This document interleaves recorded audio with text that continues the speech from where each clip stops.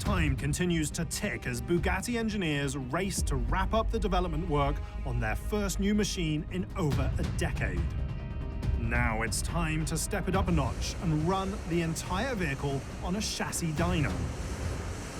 We need to do testing before road testing. That means test rig testing. This rig could show all the forces and torques which are coming to each wheel, moving the complete car on the test rig. A 3.5-week run simulates nearly a year on the road. It's also the first improvement of the durability and to check really is the stiffness as simulated. Few people know the new Chiron inside and out, quite like Chief Engineer Willi Netteschil. I could believe it. I really have to say, because for each engineer, it's a dream. Nobody thinks really it's possible that you can get such a job. Amazingly, Netteschil's gift for engineering doesn't start at the track, but rather in the dirt. He leads VW's pickup truck project. In former times, after my study for mechanical engineering, I start for trucks.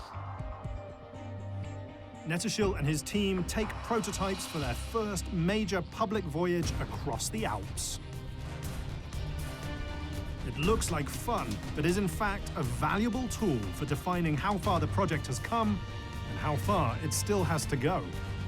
I do a self-test now and then to evaluate the car yourself, to feel the reaction the car shows and what is the area where we still might need to improve. Next, the team takes the prototype to the famed Nardo circuit in Italy.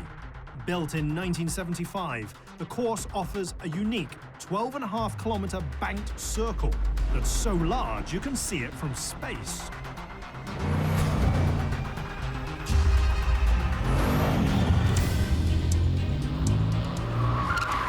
In this Nardo drive, I remember that we felt some reactions on the rear axle that I in particular didn't like too much. Als wir das letzte Mal in Nardo waren, haben wir ja an der Hinterachsabstimmung nochmal bestimmte Änderungen vorgenommen. Das haben die Herrschaften jetzt hier verbaut. Genau. Funktioniert das auch im High-Speed-Mode? Every testing cycle, every couple of weeks, I'm holding my breath that nothing major will surface that will have us going back to the drawing board, because that would be pretty much a disaster right now.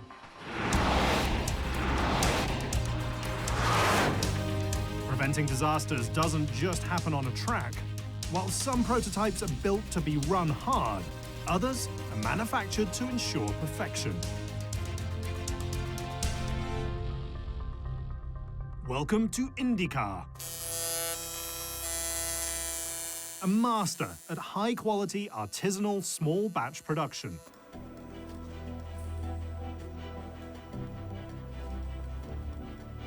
Here, the Chiron's interior is painstakingly put together. The craftsperson assembles an individual panel. Next, they install the piece on a precise modeling buck to ensure a perfect fit. Finished interiors are shipped nearly 550 kilometers to Molsheim, France.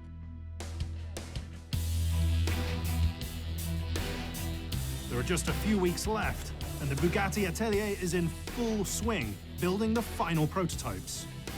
Last step before start of production. Everything is assembled by hand.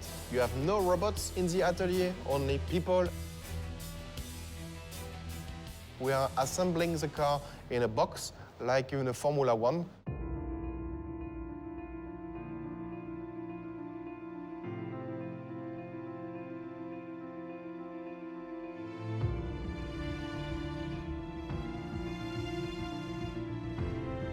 It takes 3 craftspeople to slide the motor into place.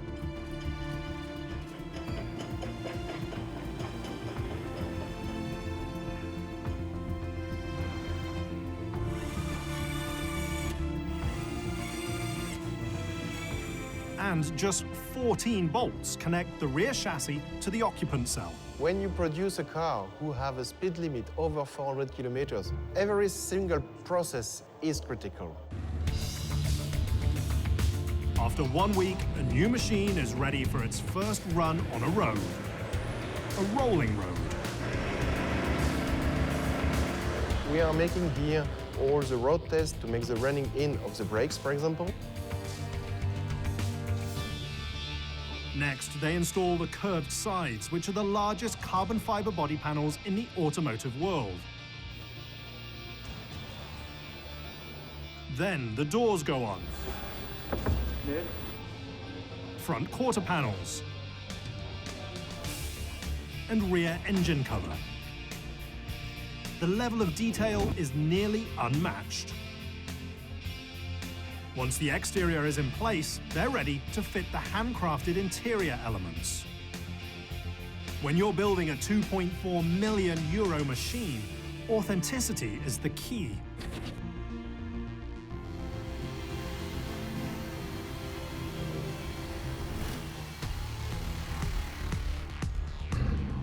Finished prototypes head directly